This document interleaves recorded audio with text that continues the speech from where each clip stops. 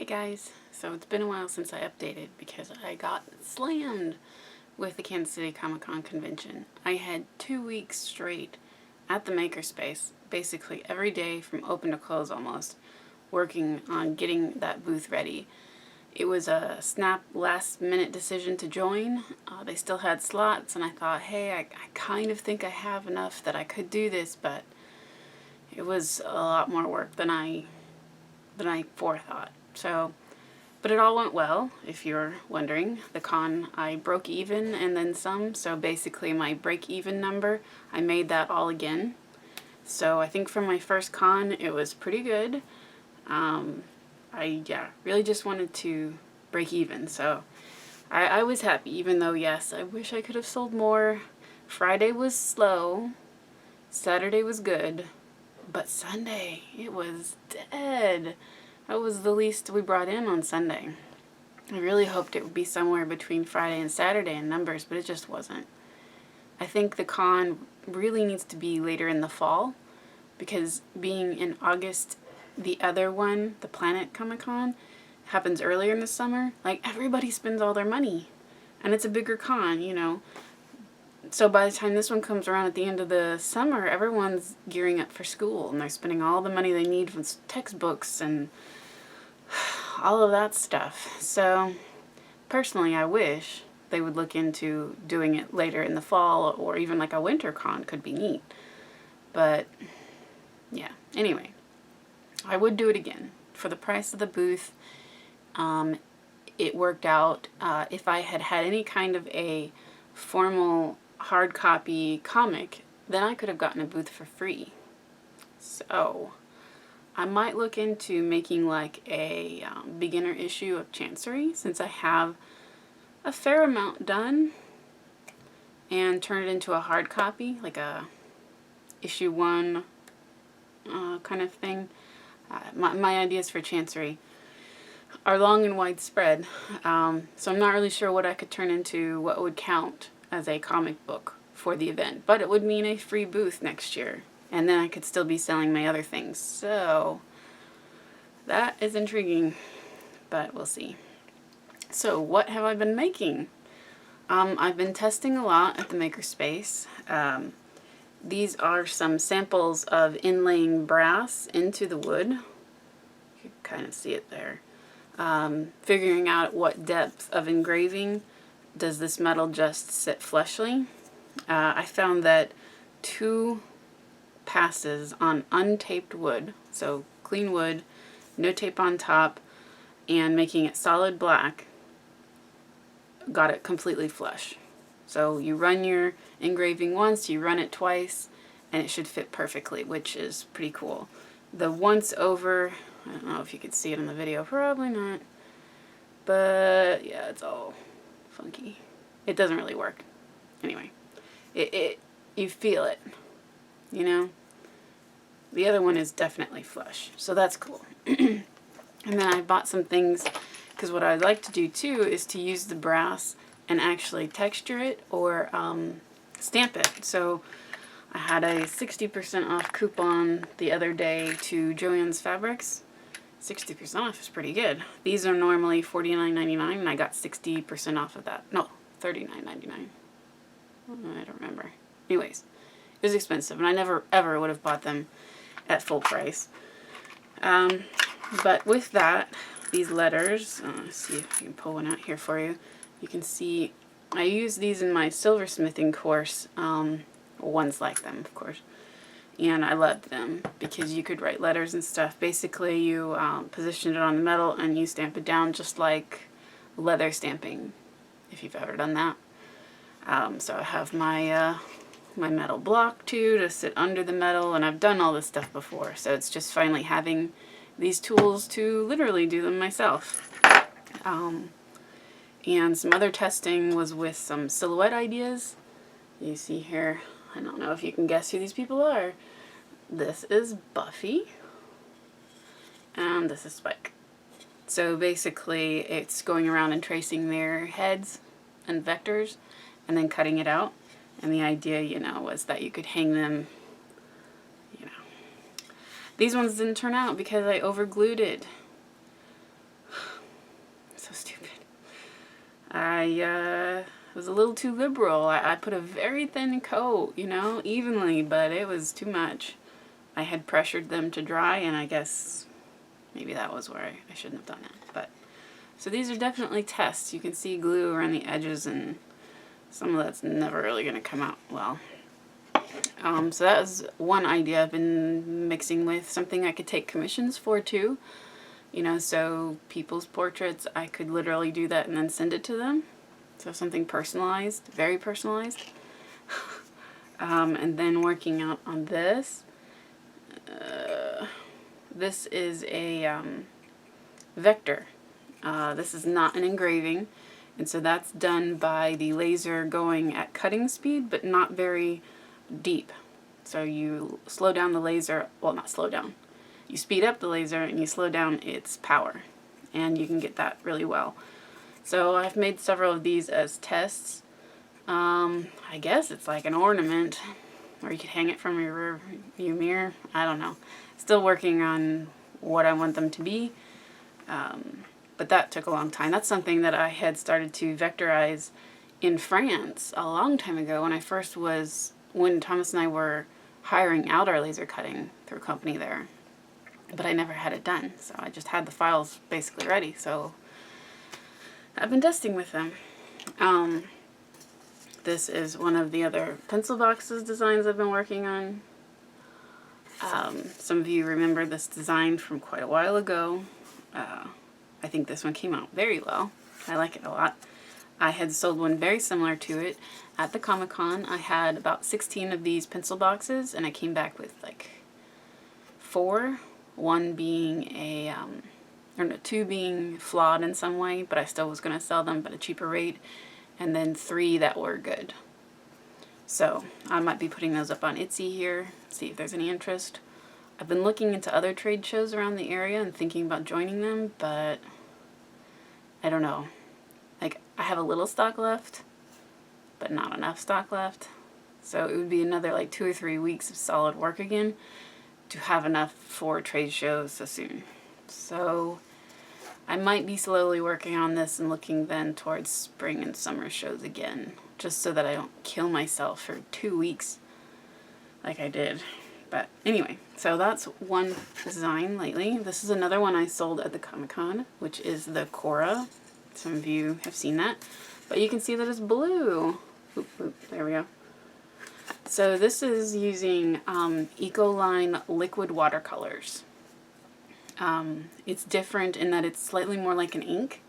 You don't add water to it, but you can dilute it to make it less strong, but it really soaks into the wood like a stain. So I'm working on how to finish something like this, because I can't polyurethane that hinge. That hinge will break and become brittle. So oiling it seems to be the best option. Some oils leave a tinge color to it. Yeah, I like the Danish oil the best. And I bought some other oil, wood oil, and it's okay, but it kind of has that yellow stain to it. And turn this blue kind of green. So I might be going to get some Danish oil soon. But also working on my actual finishing. I'll show you something else. I showed this, I believe, in my last video. This huge piece. So basically, this is much like the pencil boxes, but would be a drawing desk. So, you know, of course, these would have their coverings on all the sides, and this would be your hard surface to draw on. And then you would open it up, and inside would be all your art supplies and your sketchbook and stuff like that. So I doubt that it comes through in the video, but this has been sanded down very, very much. Like, spent like a half hour sanding and getting all the edges too. So you can see they're not the burnt color like there, but the part that would be showing is nice and clean. You can see the layers in the plywood. So I like it. It's pretty cool. This is something that I'll be showing at the Let Loose event at the library. They've asked me to show my work, the things I've been making at the event. There's about 6 of us, I think, in total, who are pretty regular there. So that's why I'm working with these stains ideas. This is again another one with the classic cherry blossom design, of which I had 2 at the con and they both sold. So yeah, like this wood on this one has been sanded and oiled once. But you can see it, well, I keep saying you can see, but I'm not really sure what you can see through the video. I wish I could sand it again, but with the engraving, I can't. So it's figuring out the process, you know, when to oil, when to paint, when to continue, because that order really dictates what you can do in its entirety of the whole thing. So yeah, I like the coloring. I'm just trying to figure out the best and smoothest way to get a good product at the end now. Here's another one with the bird. I think you guys have seen before on the back. I had one at the con. It sold as well. So yeah, it's interesting. I'm working it out. It's a lot of testing, but that's what it always is, testing. I've messed up a lot. There were several ruined pieces, but c'est comme ça. I have new business cards. These are the ones that I bought for the event. Sadly, I had to get them rushed a bit, but you know, in the future I can buy them several months ahead for the event, so I'm not having to rush orders anymore. But even with those rush orders and the payment of the booth, I did break even and got my money again. So I do think it was worth it, and a lot of things now I have for the next ones. Like I had to paint my banner in the back, so I projected this icon that I made, icon logo, projected it up onto actually a curtain that I bought at, what was it? Salvation Army. It was a white creamish color, and it was really thick. It was like a blackout curtain. And so I projected it up there with my projector, wrote the lines, took it to the makerspace, and actually painted it there because the thing was quite large. I had no space here. As you can see, it's not a place to work unless you're on the computer, hardly. So that went well. There are pictures of it online, I believe, on my Instagram, and well, the makerspace took pictures of me doing it when I was there, because they all found it pretty interesting, so that's cool. What else? Oh, the same week of the Comic-Con, our car died. Some of you might have been hearing that the tire busted on a Wednesday. So I came over with a air tank, filled it up, because my husband had taken it to work. So I got an air tank, took it to work, filled up the tire to hobble it over to Shore Tires so they could check it out if it could be plugged or if I'd need to get new tires. They said it was beyond plugging, which I think maybe had been plugged before a long time ago because these tires were 10 years old. So I had to buy 2 new tires because I also had one that had already been plugged, and they said that it looked like it wasn't going to last very long. So to even out the car, we had to buy 2 tires anyway. Then that Saturday, after that Wednesday, the transmission blew on the car. It was heartbreaking. I mean, we thought we had at least another year on this car, or at least to get through the winter. No. So it would have been about $1,500 to fix the transmission in a 1994 Chrysler New Yorker. So it just wasn't worth the money. So we've been looking, trying to figure out how we could get something. We have gotten a loan from my grandmother. I will be paying her back, but we were able to find a 2007 Toyota Prius, and we got a really good deal on it. It does have some dings and stuff, but it runs very well. She's got regular maintenance on it through the years.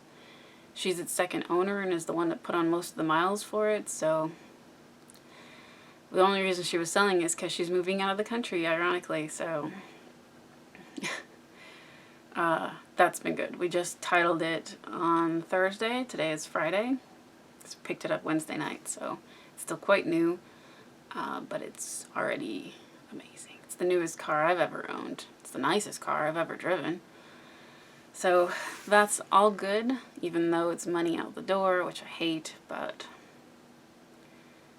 this car should be able to take us on trips. The other car, we could hardly count on it getting from A to B in town. We would never even think of taking it out of state because it just would be too hard on it. So at least with this car, we can take trips. That's cool.